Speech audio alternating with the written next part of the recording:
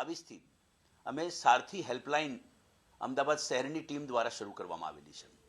અમદાવાદ શહેર શૈક્ષણિક સંકલન સમિતિ અને અમદાવાદ શિક્ષણ જગત દ્વારા અને ખૂબ સારી રીતે એનો આવકાર મળ્યો છે.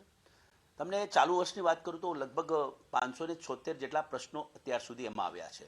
મૂળ આમાં અમારો જે હેલ્પલાઇન નંબર છે 9909922648 આ નંબર જારી કરવામાં આવ્યો છે અને મીડિયાના માધ્યમથી વારંવાર આ પબ્લિક સુધી આ સતત ત્રીજા વર્ષે અમે એને પહોંચાડ્યો છે. અહીંયા સાયકોલોજીકલ પ્રશ્નો પણ આવે, વહીવટીને લગતા પણ પ્રશ્નો આવે છે, એફઆરસીને લગતા પણ પ્રશ્નો આવે. તો એ પ્રકારના ચાલુ વર્ષના 570 અને અત્યાર સુધી અમે લગભગ 3000થી વધુ છેલ્લા 3 વર્ષના પ્રશ્નો એટેન્ડ કર્યા છે.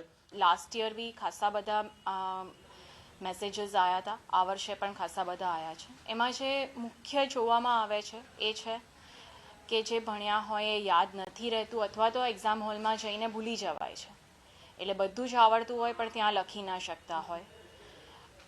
સખત ચિંતા થવી, પેનિક અટેક્સ આવવા, એક્ઝામ પહેલાં વોમિટ થઈ જવી, પેટમાં દુખવું, આ બધું બહુ જ થતું હોય છે. ઊંઘ ના આવવી, ખાઈ ના શકવું.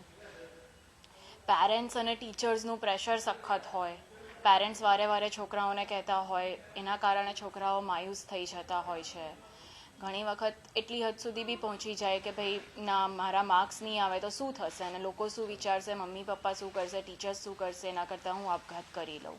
એટલે એવા પણ ઘણા કોલ અમારે આવેલા છે જે અમે હેન્ડલ કર્યા છે, ડીએસ્કેલેટ કર્યા છે, એમના પેરેન્ટ્સ જોડે બી વાત કરી છે અને સમજાયું છે અને જરૂર પડે ત્યારે પછી સાયકેટ્રિક હેલ્પ માટે કે સાયકોલોજિસ્ટ હેલ્પ માટે મોકલ્યા છે.